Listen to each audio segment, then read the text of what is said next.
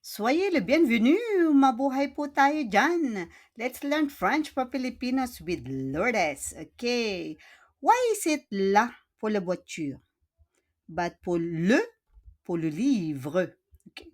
So let's unlock feminine nouns in French A1 made simple and visual. Okay, are you ready?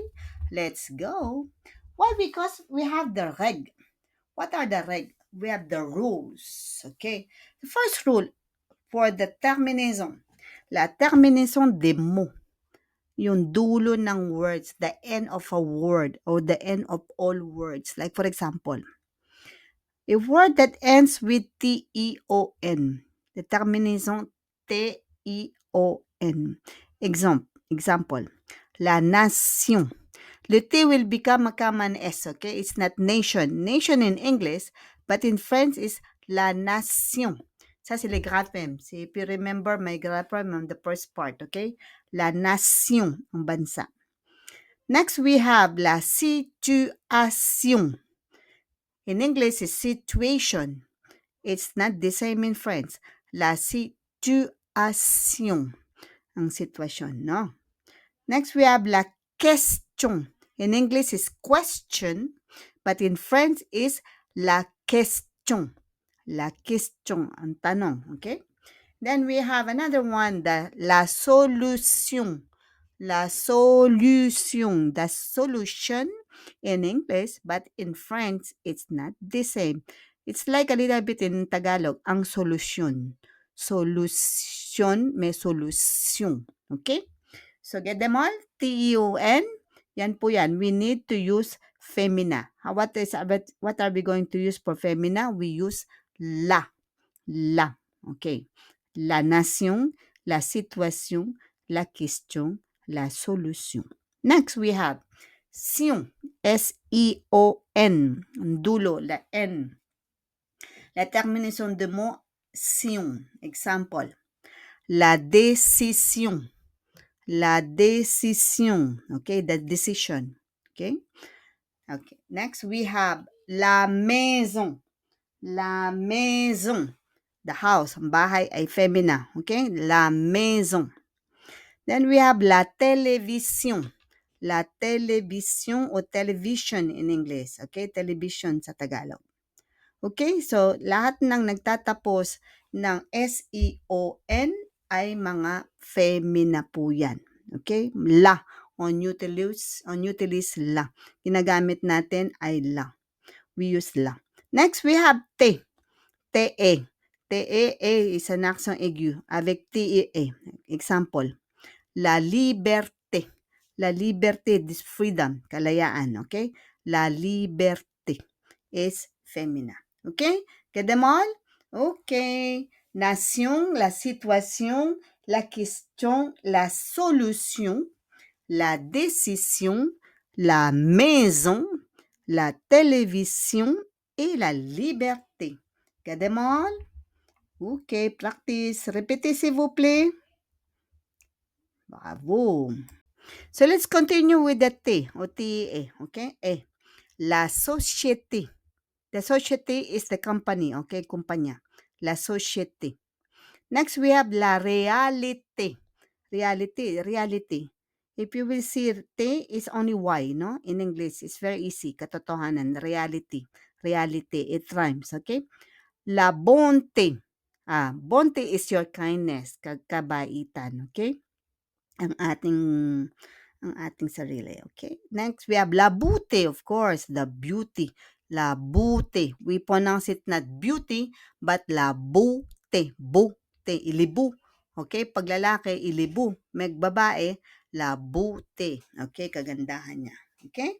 Next, we have U-double-T-E. Et la baguette. There are two definitions for baguette. It can be the bread, the baguette, we call it here in France baguette, but meron na yung lahat yan. Everybody has a baguette now. Now, we have also a baguette, a one for the fee. For yung fee. The fee po yung one nila, one. Okay? And then we have the bicyclette. Bicicleta, bicycle, bicyclette. Next, we have la trompette. La trompette. The trumpet.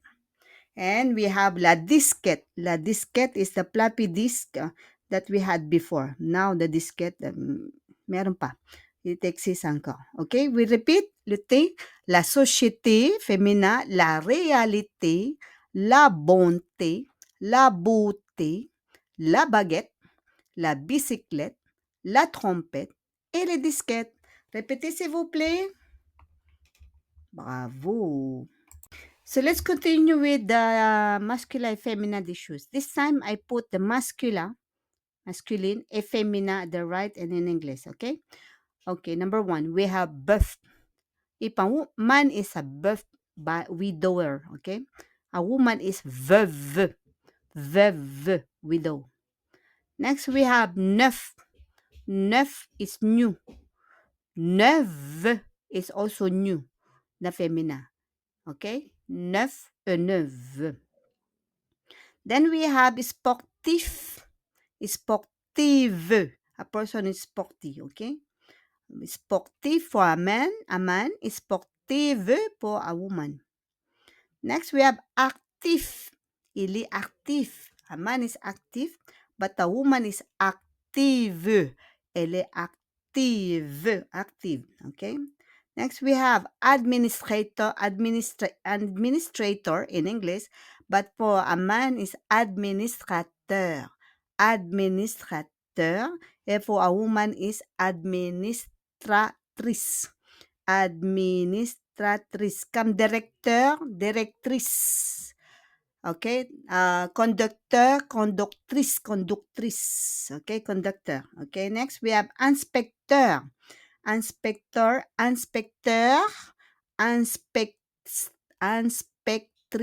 Pardon.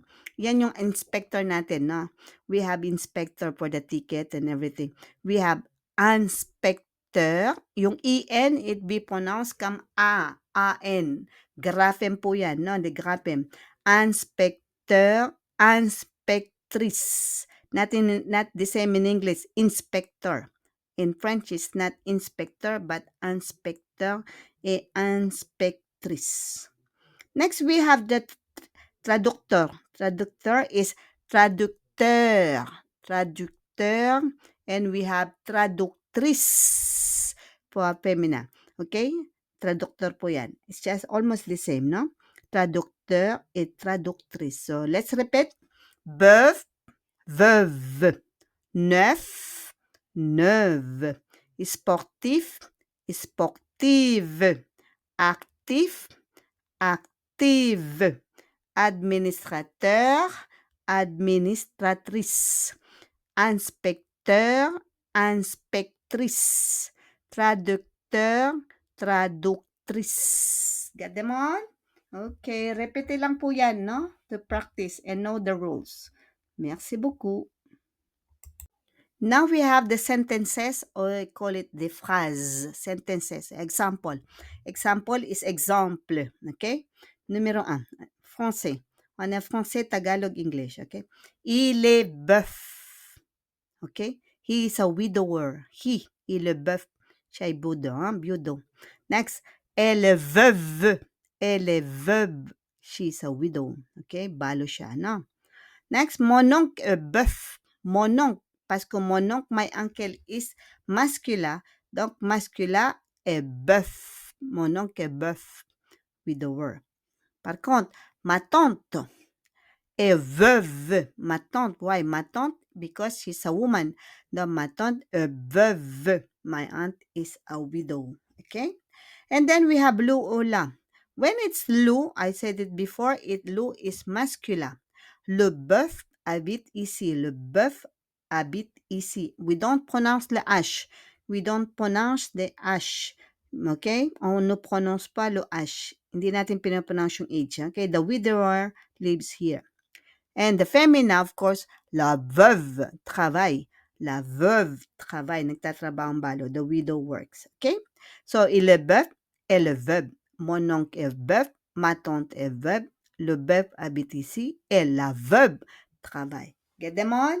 Okay, practice lang po. Bœuf, veuve. Bœuf, veuve. Okay, merci beaucoup. So we have another table for the sentences or les phrases. Exemple, okay? Numéro 1. Il est serveur. Il est serveur. He is a waiter, okay? Waiter siya, no? Elle est serveuse. Elle est serveuse. She's a waitress, okay? It's like in English, waiter, waitress. Here is serveur, serveuse. Next, mon frère est serveur. Normal, because mon frère est masculin. Donc, serveur is to be used. Okay, my brother is a waiter. Next, ma sœur est serveuse. Because ma sœur is a woman. Donc, we use serveuse. Le serveur travaille ici. Le serveur, parce que l'eau, c'est masculin. Et la serveuse parle français. La serveuse parle français. Get them all? So, il est serveur, elle est serveuse. Mon frère est serveur. Par contre, ma soeur est serveuse aussi. Le serveur travaille ici et la serveuse parle français. Okay, I hope it's clear because we change. It depends on our subject. Same in English, okay? There are a little bit similarity. I hope it's clear po, may natutunan po kayo at wag mo sana pong kalimutan ang mga rules at wag niyo rin po sana kalimutan i-like, i-subscribe at i-comment po for more videos. Merci beaucoup. Au revoir at bientôt tout le monde. À bientôt ou peut-être à demain. Ciao, ciao.